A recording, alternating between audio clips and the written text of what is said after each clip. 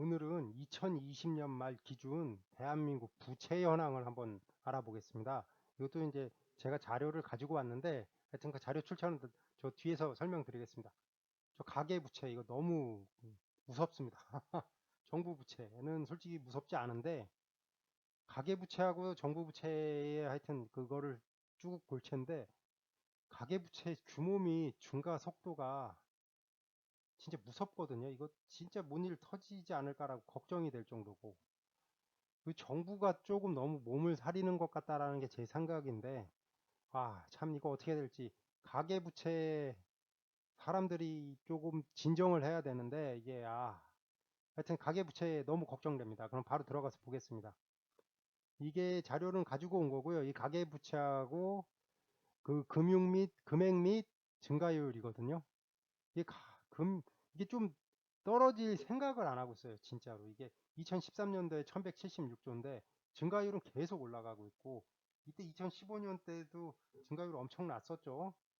근데 이게 1315년에 1378조, 1520조, 1640조 거의 100조씩 계속 증가를 해서 이 올해도 이제 1940조, 2020년 이게 3분기 때 보면요.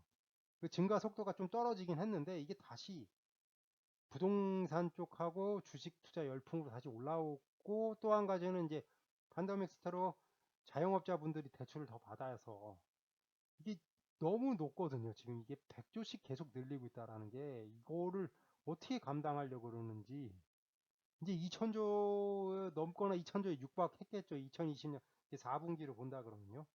그리고 퍼센트도 더 올라가면 올라가고 거의 10%에 육박할 거라고 보고요. 2000조라는 건 엄청난 수치거든요. 2000조. 2000조에 대한 이자를 1%만 하면 20조거든요. 근데 가계는 1%의 대출을 못 빌리고 아무리 금리가 낮아졌어도 3% 그러니까 더 이상도 있겠지만 대략 계산적으로 해서 3%면 3%이면 60조거든요. 60조.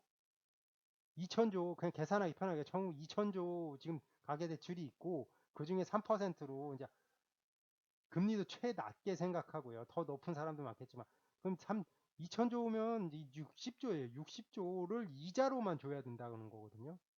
그럼 은행만 60조 번다는 소리인데 이 60조가 투자가 된다든지 여러분들이 써야 되거든요. 소비를 통해서. 그게 돼야지 경제가 활성화되는 건데 이자를 60조씩 주고 있다는 게 답이 안 나오거든요. 솔직히. 그러니까 이 돈에 빌린 가치를 줘야 되니까 모르겠습니다. 뭐 여기 듣는 사람은 나는 이자가 좋아서 막 신용도가 좋아서 2% 예 그렇지만 3% 받는 사람도 드물 거예요. 아마 이거 3%도 최저금리일 테고 이 이상 받는 사람도 없을 텐데 하여튼 2000조에서 3% 60조 가까이 뭐 1940조라고 좀 줄여도 50조 매년 50조가 이자로만 나가고 그 이자는 은행으로만 들어가고 은행이 돈을 푸는 것도 아니고 은행이 뭘 해주는 데가 아니거든요. 은행은 절대 내 친구가 아니거든요. 수수료만 알고.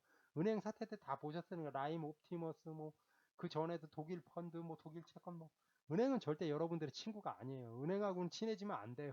은행 직원들하고도.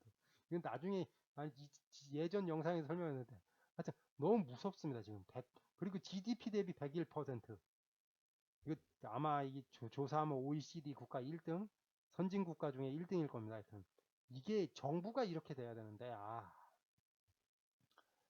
자영업자 대출 잔액 및 증가율을 보더라도요.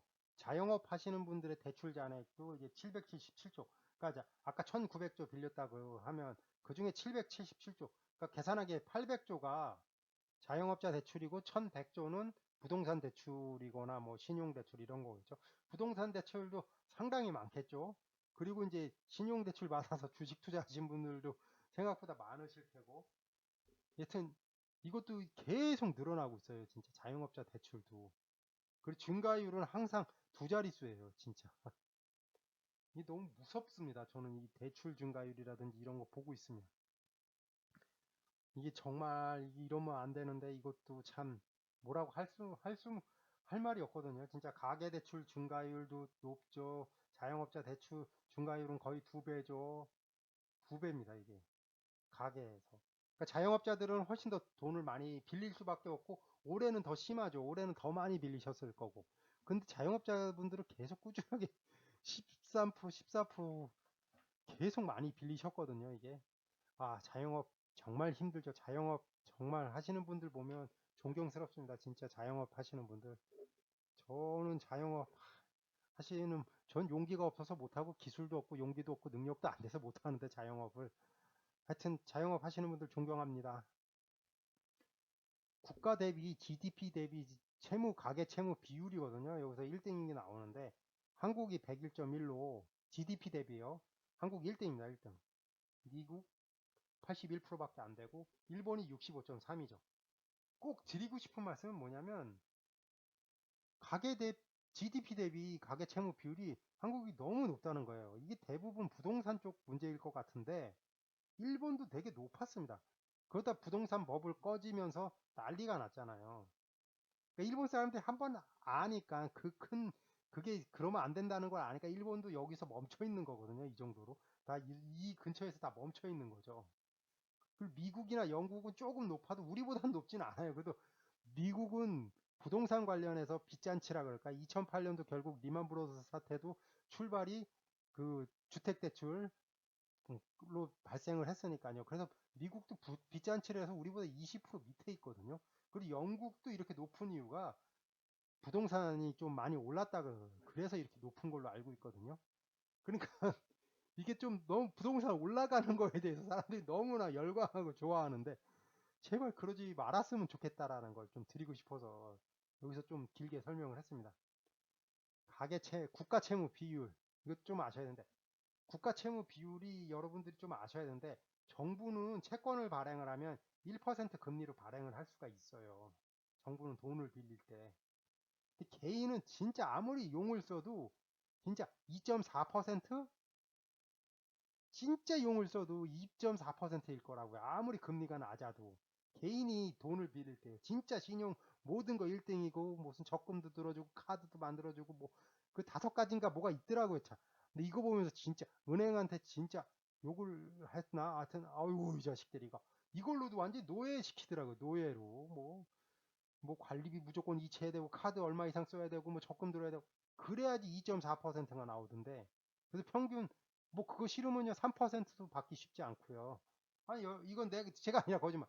근데 정부는 정부 보고 카드 써라 뭐라 그럴 수가 없잖아요. 그래서 정부는 그냥 채권 발행하면 1%에 빌릴 수가 있어요. 그러니까 돈의 효율성이 3%라고 하면 2배 이상 낮다라는 거죠. 200% 이상. 그래서 국가에서 돈을 잘 빌려서 개인이라든지 뭐 이런 데다 잘 나눠주거나 투자를 잘 해야 되거든요. 이게 돈의 효율성이 1%에 돈 빌릴 수 있으니까. 근데 그게 좀 쉬운 일이 아니고. 그래서 국가 채무가 한국이 너무 생각보다 너무 낮다라는 거예요. 독일이 하이퍼 인플레이션을 경험해서 독일이 상당히 두려워하는데도 73.9 우리보다 거짓말 안 못하고 80% 이상 높고요. 유로존도 거의 100%고 미국 이번에 130%갈 거고 일본 보세요. 257인데도 그냥 굴러가잖아요. 일본은 이제 이거 참고할 건 아니고 일본은 할 건 아니고 저는 한 90 유로존이 되게 안정적인 그 100 미만일 때는 좀 과감하게 재정을 써도 문제는 없을 거. 근데 여기서 할 말은 절대로 토목 사업 4대강 같은 거 하면 안 돼. 그거는 아니에요. 절대 아니에요. 4대강 사업은 얘는 아니에요. 절대로 토목 사업은 아니고 미래를 위한 투자 교육 사업이라든지 뭐 이런 거를 나가야 되는데 그래서 정부가 좀 더 과감하게 해야 된다라는 게 제 생각입니다. 이거는 예, 출처는 최백은 경제연구소 그 자료를 거의 다 가지고 왔습니다. 가계부채 무서운 속도로 증가하고 있습니다. 부동산 대출은 나중에 기회가 되면 말씀드릴 텐데 부동산 스스로는 가치를 재창출하지 않거든요. 그럼 무조건 미래에 더 올라야지만 이기는 게임이어서 전 그래서 가계부채가 많이 부동산으로 증가한 거라 그러면 너무 걱정이 너무 많이 되는 거고요. 그리고 정부 부채가 생각보다 양호한 상황이니까 지금 다 힘드니까 정부 부채를 좀 더 하는 게 더 좋지 않을까라는 생각. 돈의 효율성 앞에서도 말했 정부는 1%에 빌릴 수 있습니다. 개인은 진짜 용 써야지 3% 겨우. 진짜 이것도 자, 뭐 직장도 좋아야 되고 뭐 하여튼 조건이 엄청나죠. 그래야지 겨우 3% 빌릴 수 있습니다. 그리고 저는 항상 드리는데 부채를 통해서 자산을 증식한 경우 자산을 버는 거에 대해서는 이게 역사적으로 좋은 결과가 있는 경우가 거의 없었습니다. 혹시 있었으면 좋겠는데. 그래서 뭐 이런 분들 나는 그 전에 버블이 꺼지기 전에 빠질 거야. 버블의 끝을 알 수 있는 사람은 전 세계에 아무도 없다라는 게 제 생각이거든요. 버블은 항상 걱정을 해야 됩니다, 진짜.